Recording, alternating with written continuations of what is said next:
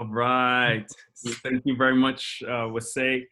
And thanks to the NEA Grant Foundation for the opportunity for us to be able to continue to push our work forward. First of all, I'd like to give thanks also to the ancestors who are making today possible, those who we would want to be with us in this space and time, as well as in the names of those who we lost to police violence and to those who we lost to the COVID-19 pandemic. So yeah, give thanks always. So yeah, I am really happy to be here today, share a little bit of work with you, talk a little bit about my practice as an interdisciplinary artist. I work as an interdisciplinary artist. I'm working in video, performance, sculpture. My sculpture primarily are found materials, and also working in ceramics. I also work in video photography and mixed media painting as well. I know that that's like a lot of different types of ways to approach the making process. However, I think of each discipline as a language, and sometimes you need to resort to another language or another dialect in order to truly express what you're trying to say. And that's how I think about the way that I work in my studio. Sometimes what I'm trying to get at, I might need to make a sculpture, or I might need to resort to drawings in order to really get closer to representing and working through the ideas that I'm working with. So I'm going to share my screen with you and start sharing a few images here. And the first image that I'm going to start with, host has disabled sharing screen. Can you make that possible, please, Joe? I can. Sorry about that, folks. I will do that right away. So the first image I'm going to share is a series, one work that is, it is ceramic, porcelain to be specific, and it is of, we good? You're good. You're the host now, so that will just make it easier. Thanks. There we go.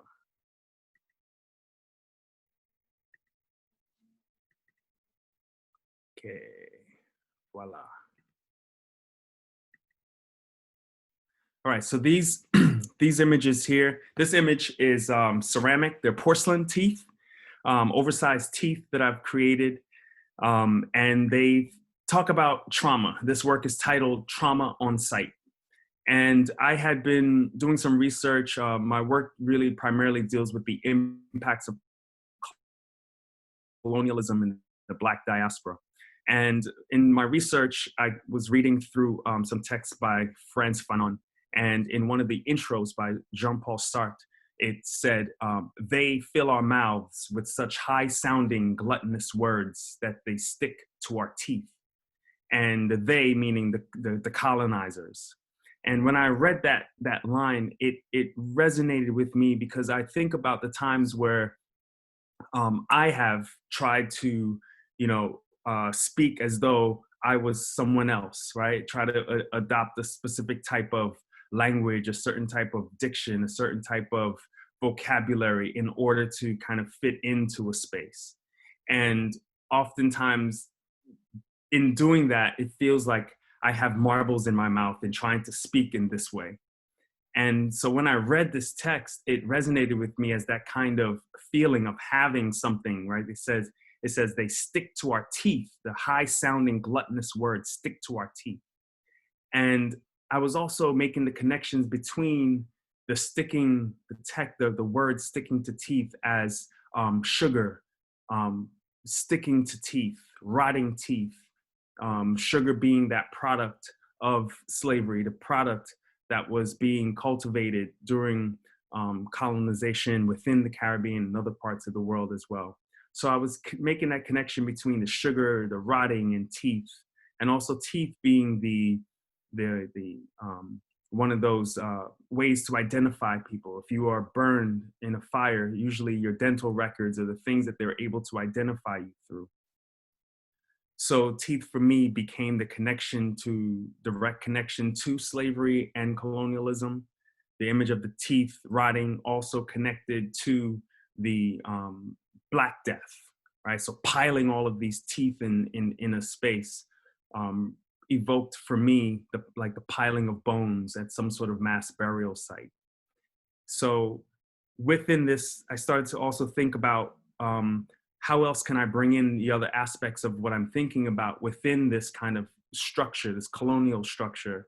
And I thought about the buildings, the kind of buildings of that are important, like churches, cathedrals, the government buildings. And for me, in my work, these checkerboard, the black and white checkerboard, is that symbol of these spaces. I think about it as the marble floors and a representation of the very elaborate marble floors that you might find in some of these spaces.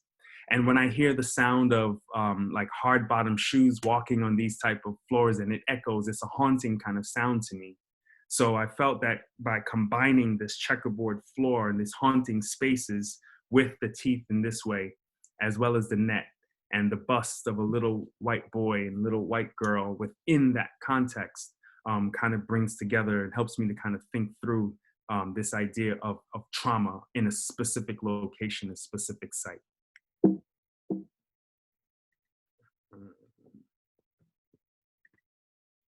This image is, let me just go to slideshow. This image is my first, what I call spirit carrier. And I started the Spirit Carrier series in the summer of 2016. And that summer, there were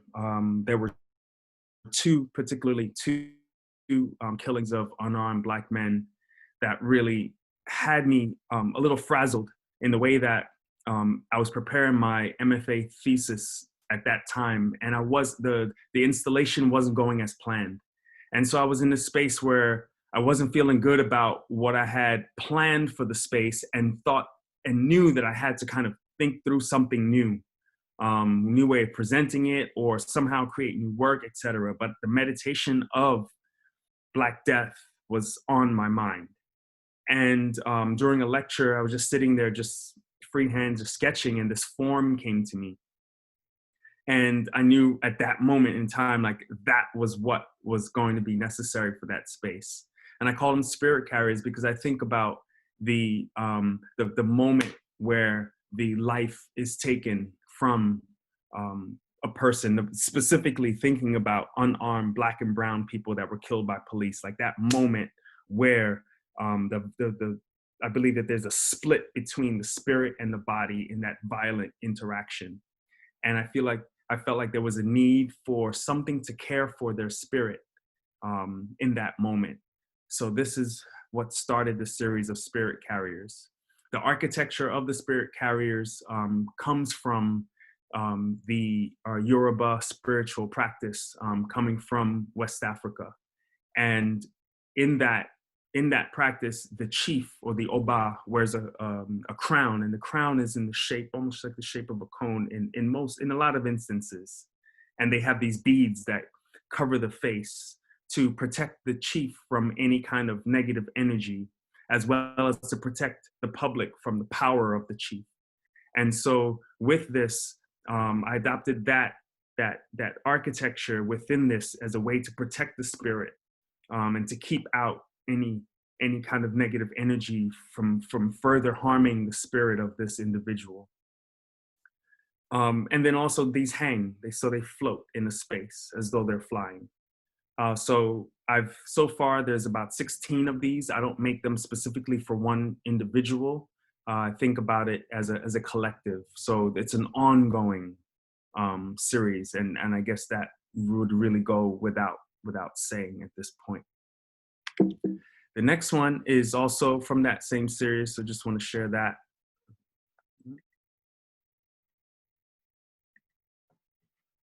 Just broke out of here.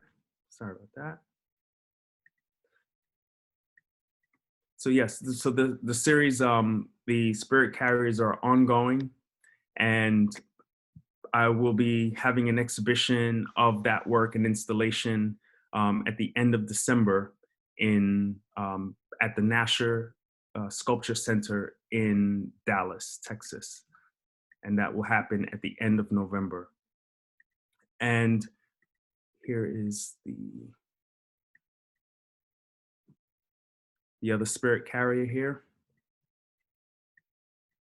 And a lot of times when I'm making these, I'm thinking about a particular type of energy of a person, right? So the kind of color palettes start to come to me, and this one called for being all black.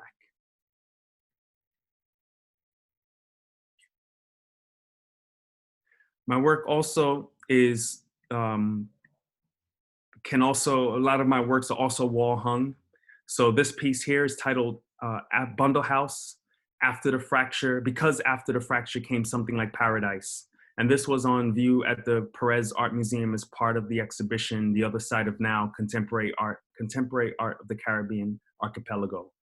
And this was a meditation on climate change and the way that we think about the Caribbean being a vulnerable space as it relates to climate change. And I imagined, we were asked to imagine a bright future, right? Thinking about the Caribbean outside of doom and gloom. So I thought to myself, well, my work is really a lot about doom and gloom. So how do I think about this in a new way? And then I thought to myself, well, I started to research volcanoes. And because many of the Caribbean islands are volcanic, they're made from volcanoes. So I started to think about, as I started to research that, I started to find information about tectonic plates and how tectonic plates are shifting. And they say that the plates are actually coming back together again. And so I thought to myself, well, at some point, perhaps they wouldn't come back together in a perfect way. Maybe when they start to move, there would be a fracture. And the fracture would happen with the Caribbean plate. And that Caribbean plate would take all of the Caribbean islands and they would float off into another part of the uni ocean. And that new space, that Caribbean plate would also rise up out of the water. So all of those islands that were once separated by bodies of water will be all together now on one landmass. And I imagine that as a beautiful moment, a beautiful time where we now are not separated by water. We're not separated by the bureaucracy anymore. The time that we're only separated by the time that it might take to get from what was once one location to get to the other location. And thinking about all of the new folklore, all of the new magic and rituals and festivals and languages that would then emerge from all of this now new fusion. And so this piece here represents that. The shape of this is in the shape of the Caribbean plate. So in thinking about the way, thinking about how we come together and the beauty of what happens and what emerges when we come together and we mix our backgrounds and our cultures and we have this beautiful exchange. This piece here is a bundle house. Bundle house is what also primarily a lot of the work that I'm known for. It's my Instagram, Bundle House. I am Bundle House. And Bundle House is really thinking about people who have to rebuild their lives from things that remain. And also to metaphorically in thinking about how we move on and we overcome circumstances and we make do with the things that we have. So these structures that I build are created from found materials, and they are very intuitive in terms of process. There is no sketch or drawing for the plan of this. It's build as I go. It's bringing the materials as I go, responding to the materials, responding to each other. And then also to very much consider interested and applying the like formal aspects of sculpture, the formal aspects of composition and things like that as I make this work. So these are freestanding bundle houses. They range from small ones about 21 inches high to 10-foot ones, right? Which were primarily outdoor pieces and gallery pieces as well. So here's an example of one of the outdoor pieces. And this was also at the Perez Museum last year in Miami. And this was in relation to the work that I had on view there. So I was asked to present a proposal for a performance. And what I did was I wanted to extend the idea from the work inside to bring that outside and bring that to life. So I worked with my frequent collaborator, Marvin Fabian, who is from Dominica and lives in Martinique. And he's also interdisciplinary artist, primarily working in sound. And so we've been working, it's like 4 collaborations so far. So this is a freestanding bundle house, and it's activated through sound and music, and as well as the people who are there gathered as witnesses for the performance. There was so much that I learned from my collaborations with Amanda during our residency in Wasaic that still, stays with me now. Like the joy of the kind of back and forth, the exchange about my ideas and her ideas, and how do we bring those together and create new from these 2 different parts that are coming together. Similar to what I was just talking about when we have the fracture. Right, and we are in a moment now of a fracture where we have the COVID-19 pandemic that just really swept and fractured our way of life. And so, in thinking about what now can emerge from that, or what now is emerging from this, right, in terms of Black creativity, Black genius, thinking about this idea of survival as well, and the need for recognizing those things that are important for us to be able to continue each and every day. So I'll stop with that as I move into Amanda. We'll share more later. Let me stop sharing here.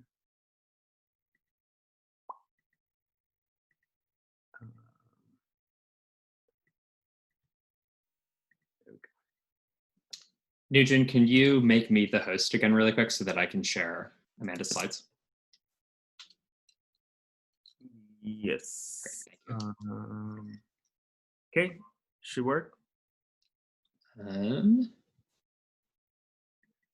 am not the host yet. Okay, let's see. Sorry, folks.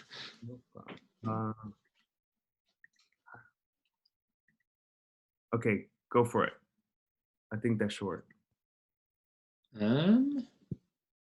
I am not currently, unfortunately. Tell me where should I do this? There so is. You got it, Amanda. Okay, so if you go over the Wasaic project name, if you click participants at the bottom and then go to the panel that pops out, it'll say Wasaic project. Yes. And if you put your mouse over it, it should say more, and then you should be able to make them a host. There we go. Wonderful. We did it. Okay. Amanda was telling me before this talk that she's been doing a lot of Zoom teaching recently. So she is the expert on all things Zoom troubleshooting. Okay, Amanda, take it away. Okay. So first and foremost, thank you to the Wasaic Project for having us here. And I would just like to take a moment to acknowledge the current times that we are all navigating. And thank you each for being with us virtually. So as Joe had said, I am a dance maker and poet. My home bases are usually New York City and Philadelphia. I've recently relocated to Durham, North Carolina, and I will get right into my art practices. So primarily for me, my work centers exposure, release, and protest through the lens of a Black queer millennial woman, which is how I identify. I center Blackness, spirituality, and womanhood, and the intersection of queerness in my work. Through the focusing on the confirmation of Black realities, the exposure of Black women's erasure, and the illumination of Black queer presence, I navigate the space between history and present. So currently, my art practices are rooted in my first semester at Duke University, where I am an MFA candidate in their dance program. I am also pursuing my graduate certificate in African and African American studies. So while I was at Wasaic 2 years ago, I started really working through some ideas around epigenetic trauma. And while I am at Duke, my research is still focusing on epigenetic trauma, as well as the intersectionality of spirituality and queerness through practices of embodiment. So That means reading, writing, going through archives, and also movement-based research. So currently I'm thinking about the relationship between Black bodies and their environments. More specifically, thinking about Black life and Black death in the relation to nature and the role of nature as a witness to the loss of Black life, as well as the rituals that we have surrounding land acknowledgement. So some of the key themes are acknowledgement, ritual, labor, rest as resistance, rebirth, and repurpose, in order to really create a practice of investigating relationship to ancestry and Black history in this country through embodiment, narration, and site-specific exploration practices. So we can go into the slides. So I have 3 images to show you from a recent work that I created in, October. So this month, October 1st is when it was shown. It was a socially distanced event here in Durham, North Carolina. The title of the work is Mending in Space. And it was for ADF, which is the American Dance Festival. And they had, this was their first in-person event. So it was socially distanced, performers had to wear masks, and the audience was traveling in their cars. So it was a creative healing parade, and people were stationed on lawns and in driveways, and every other lawn would perform for about 15 minutes. So Mending in Space is an experimental exploration between Black women centering rest as resistance in public space. So you'll see an image of myself and 2 of my cohort mates who are my collaborators, Aaliyah Baker and Amari Jones. And we're really looking at what it means for Black folks to find rest in public space and in public gaze, especially if safety is needed to access that rest. So we can go to the next slide. So the safety that we're talking about is the creation of safe spaces. And in this very public space, while doing this experimental exploration, we were able to uncover things that Black bodies might need to feel safe in the to be able to access rest and use rest as a form of resistance against internalized capitalism, and as resistance to racism, which is intertwined with capitalism. What does it mean to be in public space and in public gaze, not producing amongst others who are actively producing? So we had a lot of instances where we weren't able to feel comfortable or find rest or access rest because of the public gaze, because we knew we were being watched, because we were able to hear people's reactions to not understanding what we were doing. And for me, that really shows how jarring it is to see Black bodies resting in space, because we are used to seeing Black bodies in a constant state of production. We can go to the next slide. Yep, so this is another image from the same event. And these are ideas that I've really been working with since COVID, thinking about what it means to slow down and diverge from this idea of needing to be active and needing to fulfill requirements and ignoring your body's need to rest. So my practices of embodiment are movement-based, they're narration-based through original poetry scores, and they're really based in deep internal listening. So another idea that I'm focusing on within site-specific exploration practices while I am in North Carolina and at Duke would be to visit plantations. So the work that Nyugen and I will be working on together and are working on together, I will be visiting some of those locations while here. I'm really focused on how landscapes, oceanscapes, nature, environment are holders of time and holders of spiritual energies, and thinking of nature as a portal of connecting past, present, and future. being able to acknowledge that land is marked territory, and these spaces have been and are filled with ancestors and spirits and history and energies that we aren't always cognizantly interacting with. So I'm really investigating what it means to consciously interact with these spirits and these energies and with the histories that these site-specific places hold.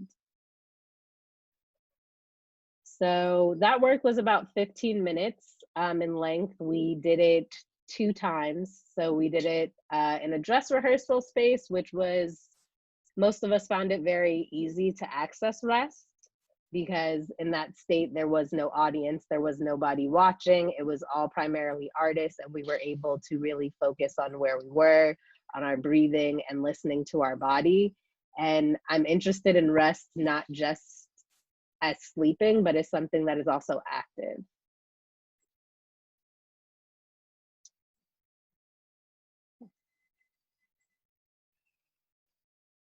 As a dance maker and as a poet, I'm usually working collaboratively. My poetry scores are usually individual. I make those based off of the topics that I'm working with. And then the dance portion comes into play with the collaborators, with who is in the space, with what they're bringing in the space. So we do a lot of acknowledgement of the people that we have with us and the spirits that we have with us that are moving through us at all times. So I'm finished with the slides. So a lot of what you'll hear in my practice is overlapping with Nyugen, which is what makes our collaborative process so easy to occur. There are collaborative processes that I've been a part of, and I'm sure that he has been a part of, that are not always as seamless.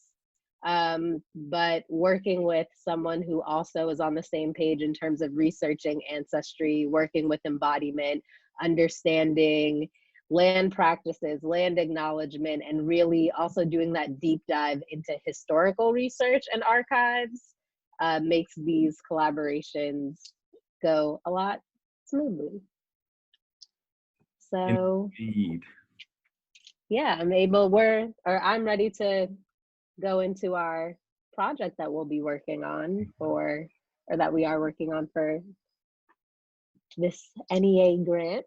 Yep. So one of the things that we started to do was since being at WSAIC, we kept in touch with each other, kept in touch with our seeing what each other have been doing through social media, as well as text exchanges and things like that.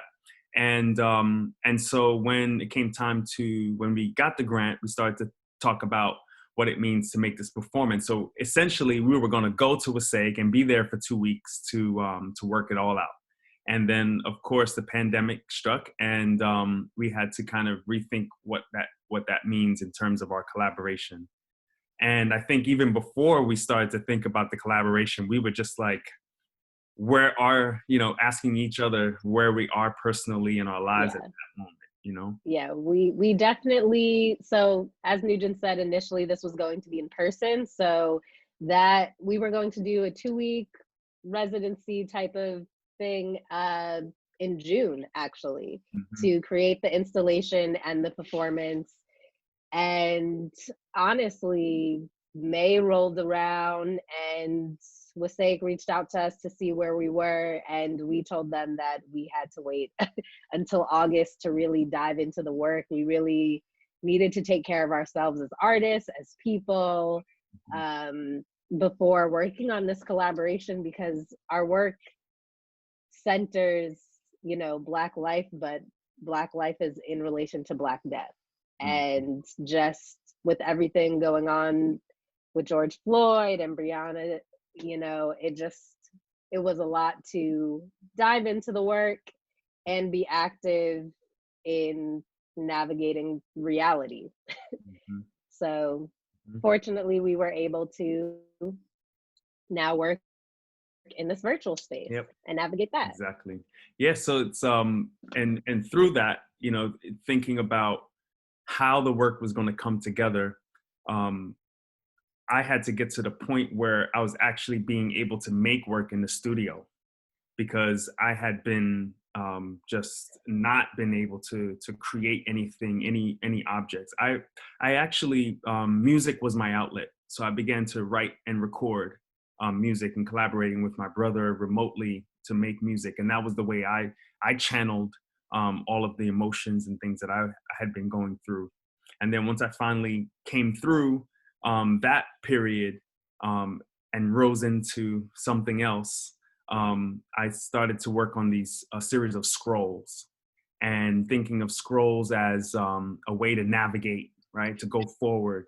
Scrolls as chronicle, being able to think about what has just occurred and kind of explore what has just occurred through the scrolls. The scrolls containing secrets and mysteries. The scroll containing the history of scroll, like associated with medicine and traveling. So all of those things I saw kind of fitting in terms of the themes that Amanda and I had started to kind of think through for our collaboration. Yeah, and we definitely have a lot of overlapping themes, as I stated earlier, thinking about the environment as a portal and not thinking about time as something that is linear, but time in a non-linear fashion where the past is still present in this moment. And what does that mean? Again, looking at intimacy with the earth, travel between past, present, and future, and really using this work as a time capsule and a way to chronicle what is happening now. So like the fact that this is happening virtually, the fact that this will not be a live performance, thinking about healing, Black life as compost, thinking about the spiritual realm and the ways to tap into that, thinking about gaze. We're both really interested in ritual, and thinking about seeds for the future and ghosts of the past. And then the challenge became, how do we merge these two as we're working remotely?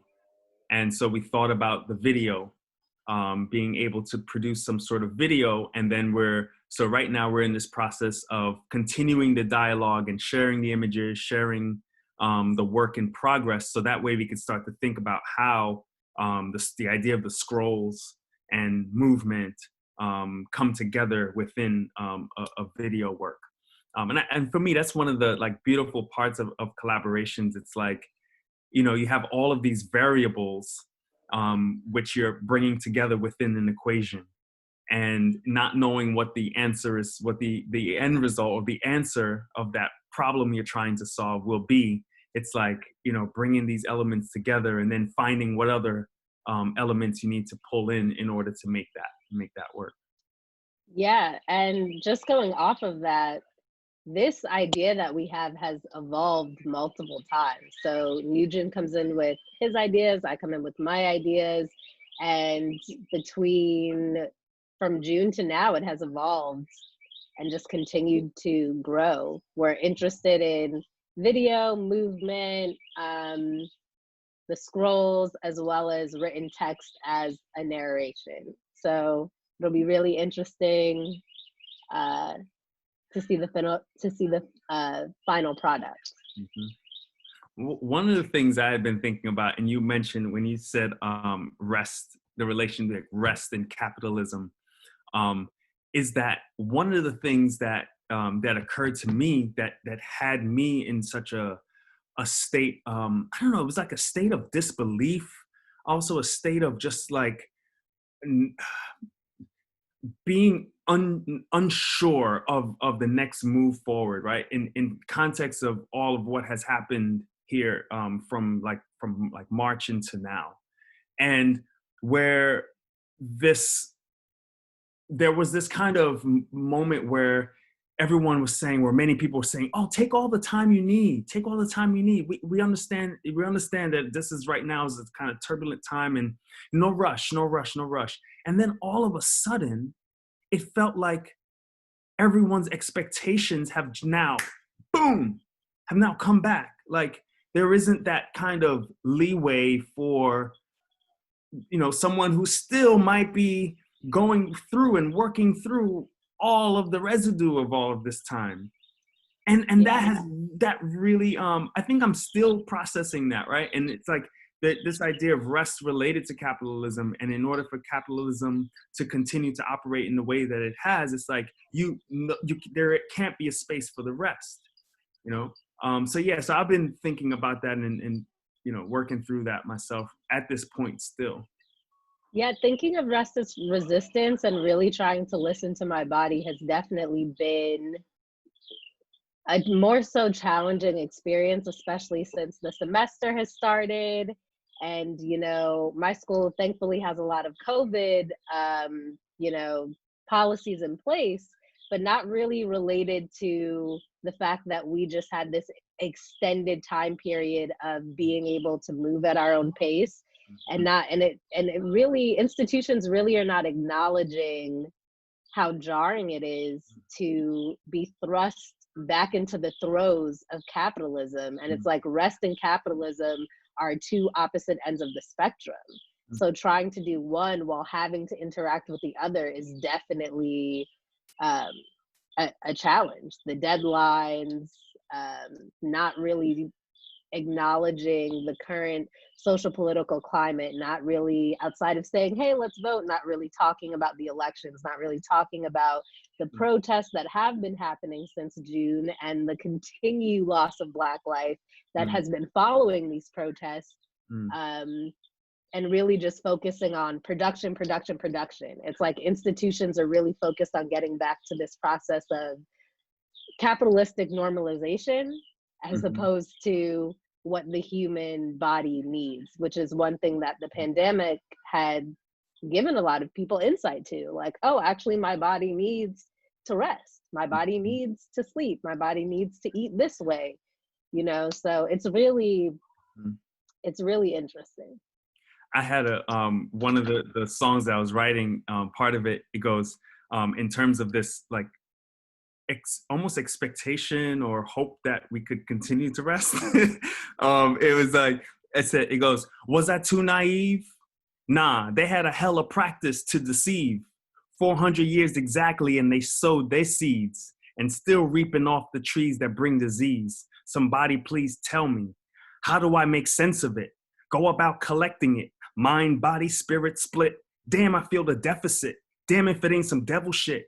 Can you feel the fire if you're outside of the breast of it or standing on the precipice, right? It's kind of, like, how do we, like, in all this, there felt like, my spirit that had been at this moment, like, yes, positivity and going forward and that kind of thing was like, literally felt like a split, right? And, right. Separated from that, feeling that outside of oneself, and then to collect and come back into oneself in order to move forward and operate in a way that helps us to do the things that we really need to do, like, pay bills, feed our creativity in the ways that because these things sustain us, So those are some of the things that, one way that I was really kind of working through this time too. Yeah, and it's like, how do we care for ourselves in the midst of that fracture of spirit and self? But that is the last thing I'll say. I know it's 6:45 and we only have 15 minutes left, so I'll pass it back over to our moderator. Yep. So.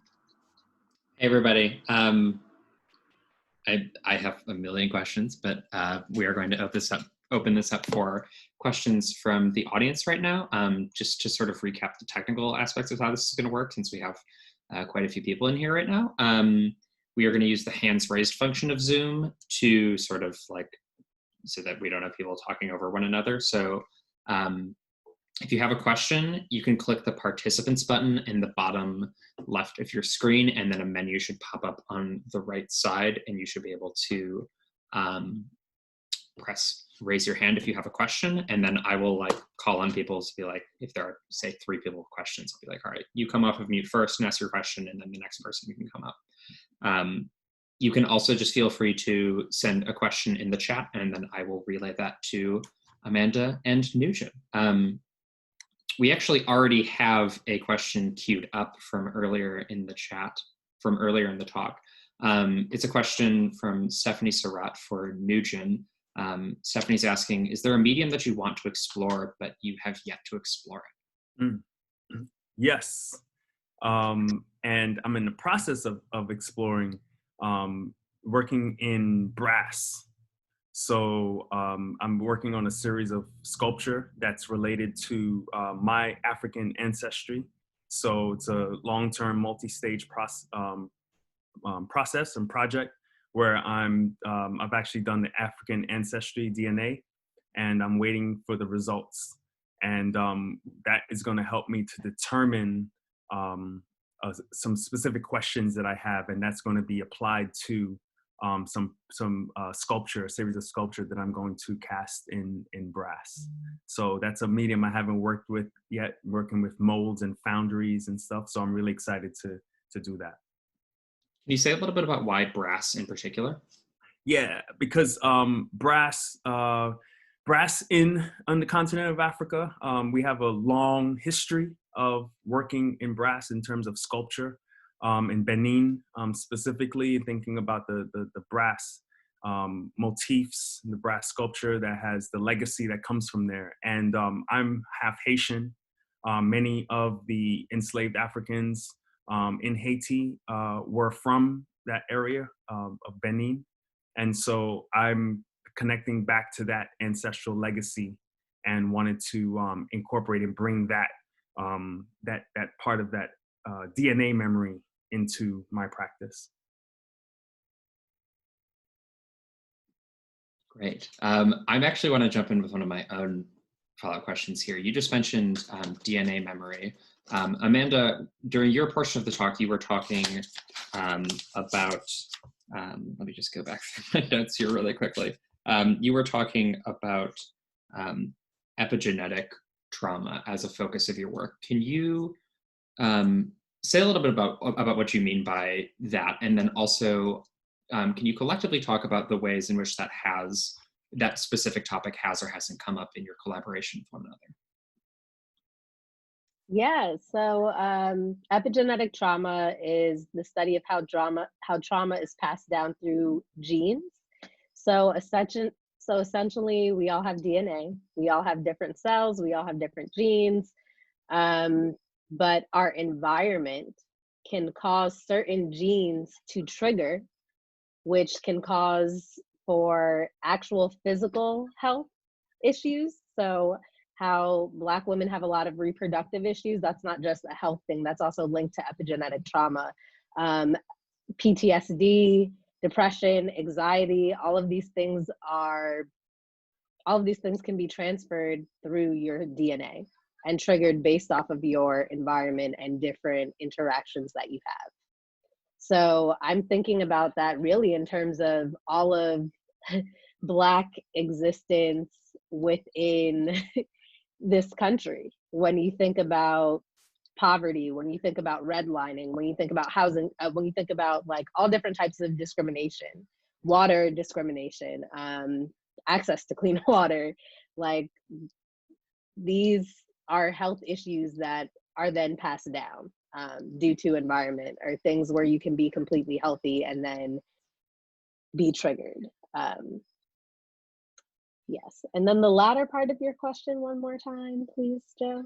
I was just asking about whether that is something in particular that's come up in your collaboration together. Yeah, I mean, I think epigenetic trauma is definitely tied to embodiment, and Nyugen and I both work heavily with embodiment, embodied existence, embodied experience. So making sure that the body is the focal point of your research. So everything is coming from our lived experiences, but also from others' lived experiences, rather than just focusing on an abstract. Mm-hmm. Like the body is an archive. It is a living vessel. It holds memories, it holds trauma, it holds histories, it holds ancestry. So having the body be the focal point as well. Wonderful, thank you. I could ask more questions, but I want to open this up and see if anybody else has any follow-up questions for Amanda and Nyugen, or both of them.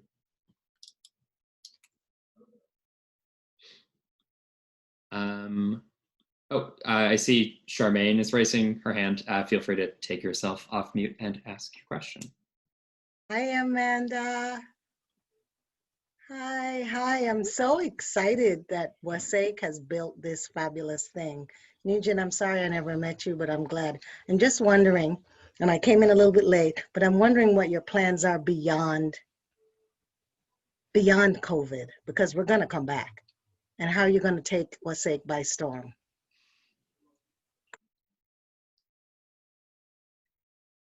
Well, I think that I'm working on a series right now, and this is for an exhibition that's titled Bundle House: Rising into Something Else. And this is taken, the rising into something else portion comes from a text, a line in Water Dancer by Ta-Nehisi Coates. And in that book, the protagonist is an enslaved African descendant, and he is tasked with taking care of his half brother who's white, and he's drowning. So Hiram is the protagonist's name. So Hiram goes to save him, and he begins to drown. And he says he felt himself going under, but then rising into something else. So that moment of death was kind of rising into his reward, right? To a new life where he's seeing his ancestors, he's seeing those people celebrating his arrival. And so I think for me, right now, I feel like I'm in that moment of rising into something else, right? Where these opportunities of to do the work, like to do collaborations, other opportunities coming forward, even though they can be stressful with like timelines and such, there is this still this opportunity to continue on. So it's happening. Yeah, and on my end, I'm working on a series of writings right now that are dedicated to spiritual land practices, and really talking about what land holds, what histories, and really the relation of, I'm really interested in the idea of Black life as compost and what it means for so much loss of life to take place in the streets or in fields, and what that does to the earth, and what that means where there are trees blooming or where earth is now barren, from all of the scarring and the blood that has been absorbed. So I'm working on a series of writings, and really working on movement research and on my thesis. They already have us working on our thesis here, so that was my big goal. And then obviously taking that thesis work other places, because it will have a life of its own outside of Duke. And good to see you, Charmaine. We have another question in the chat from Stephanie Surratt. This is similar to what you were just talking about, Amanda, but it's specifically about how is 2020 in general, which I know is broad, how has that impacted the way that you've been creating?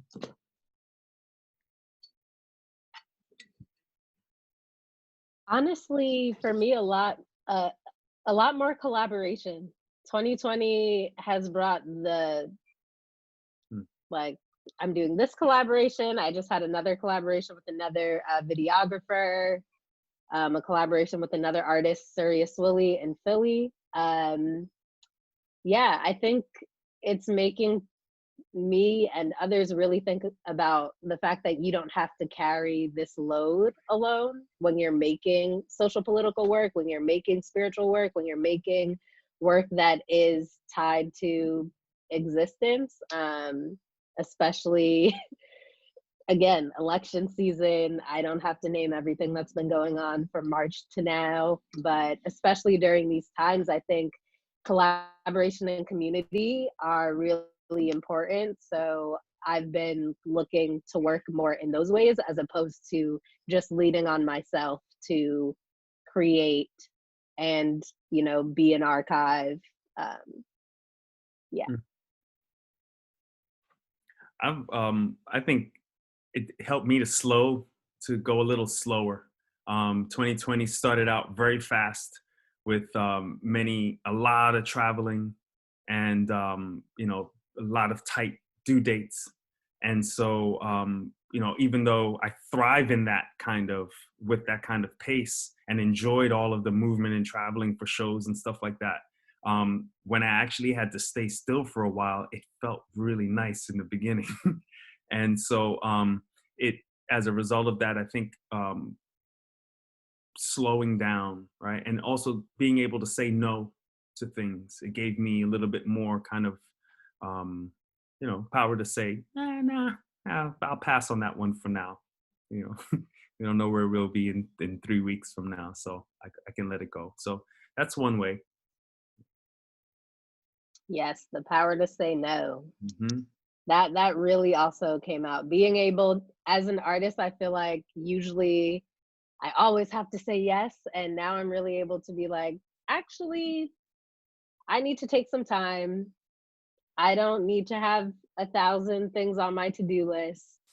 I'm able to say no, or we're able to talk about a schedule that works for what you want the outcome to be and works for the pace that I need to move and be able to produce the work that I'm making at. Mm-hmm. It also too, one of the things it did is gave space for my brother and I to start collaborating again too. Like we were our first collaborators at 5 years old, making things together and stuff like that. And we had made music together back in the early 2000s. And then, all of that, life things happen and you just go and you do all your other things. But during this time, we started to collaborate again. And we're on the phone with each other 3-4 times a day. And it was beautiful, So that's one thing that came out of this as well. Wonderful, thank you. I want to be respectful of Amanda and Nyugen's time. We have just a couple minutes left in the talk, but if anybody has any last questions before we wrap up, ask them now.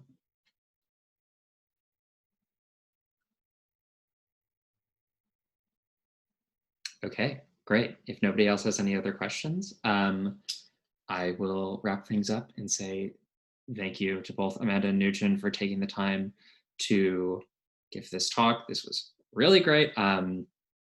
You all in this call are the first people to know this, so please, hope you can keep a secret. We are hosting a show in Maxon Mills that will be opening in mid-November, and both Amanda and Nyugen will have individual work in that show. So keep an eye out for that. The opening will be on November 14th. For me, this has been really exciting because I'm going to be interviewing them for a publication that we're producing for that show. So I've just basically gotten all my notes for that interview that's coming up with both of them. I also want to thank everybody who is here on the call joining us. It's really wonderful to see so many people here and excited about art. Great. And I'd like to say thank you to Wasaic for continuing to. I tell people all the time that Wasaic is the gift that keeps on giving. Ever since getting that residency there's multiple opportunities they call upon to say, hey, there's this opportunity, and they work with you to help and make those things happen. And also too, one of the things I just want to highlight too, in terms of thinking about residencies. I've been a part of a number of conversations about residency programs and such. And one of the things I think that Wasaic was really, really deliberate in doing was making sure that Amanda and I had each other during the residency, right? So if you're thinking you're bringing in a person of color to a space like Wasaic, right? It's a very white town. So if you're bringing in, one artist of color, it's important that you probably should bring another one too, right? And I don't think that some places are really sensitive to these types of things that are incredibly important to us, as well as it has long-lasting effects on the legacy of these residency programs. So I want to just commend WSAIC for being mindful of that and creating these opportunities for us. Yeah, agreed. I second all of that. Yeah. Thank you so much. Charmaine is raising her hand. Just really quickly, I've been there forever curating Dance WSAIC, but I just want to tell you, Nyugen, I was asked to join the board. Oh, right on. Yeah. DEI, bringing all of the color to WSAIC, but that's been my home forever. So everything you just said means a lot. Right on. And I have to go. I'm going to moderate a conversation now. So. All right. Nice to meet you. Bye. Congrats, Congrats. Congratulations, Thank you, Charmaine. everyone. Thank you. Amanda, we'll talk. Yes. Thank you, everyone, for joining us. Thank you, everybody. Have a good rest of your Thank you all night. for joining us.